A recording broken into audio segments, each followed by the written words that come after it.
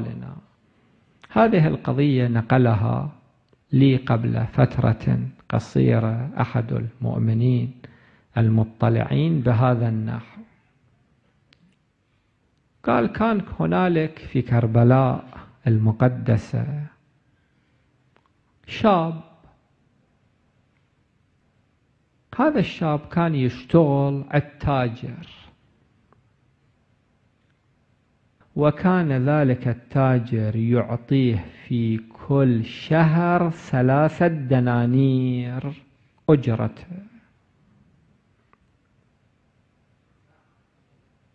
في يوم من الأيام 3 دنانير قديما كانت مبلغ جيد. في يوم من الأيام جاء هذا الشاب إلى ذلك التاجر وقال له أقرضني 100 دينار. قال له وماذا تصنع بها؟ قال أريد أن أتزوج. التاجر قال له ما أعطيك.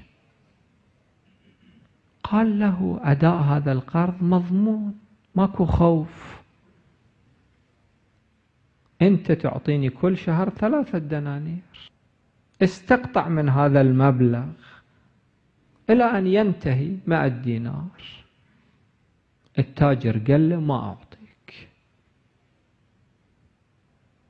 قال ما تعطيني؟ قال لا. قال إذا ما تعطيني أنا بعد ما أشتغل عندك. وخرج من الدكان متأثرا. إلى أين يلجأ؟ لجأ إلى الملجأ الأخير، بل الملجأ الأول، وهو حرم الإمام الحسين صلوات الله عليه.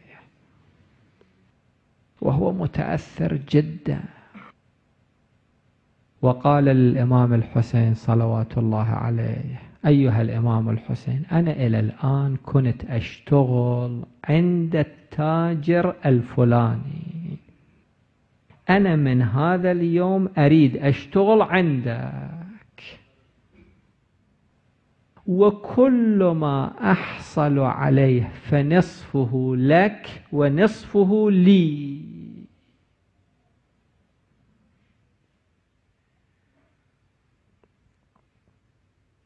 قالها بتأثر وخرج من الحرم.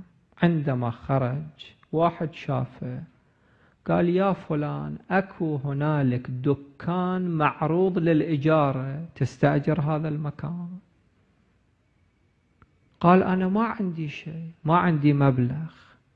قال ادفع الإجارة فيما بعد متى ما تمكنت.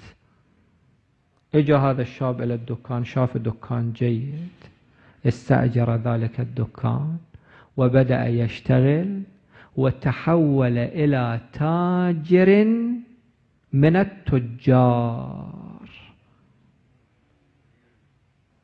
ووفى بعهده مع الإمام الحسين إلى آخر حياته.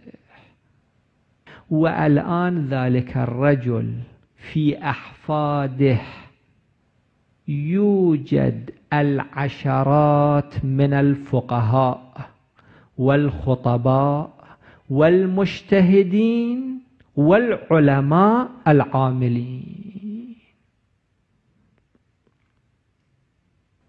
في أحفاد ذلك الرجل.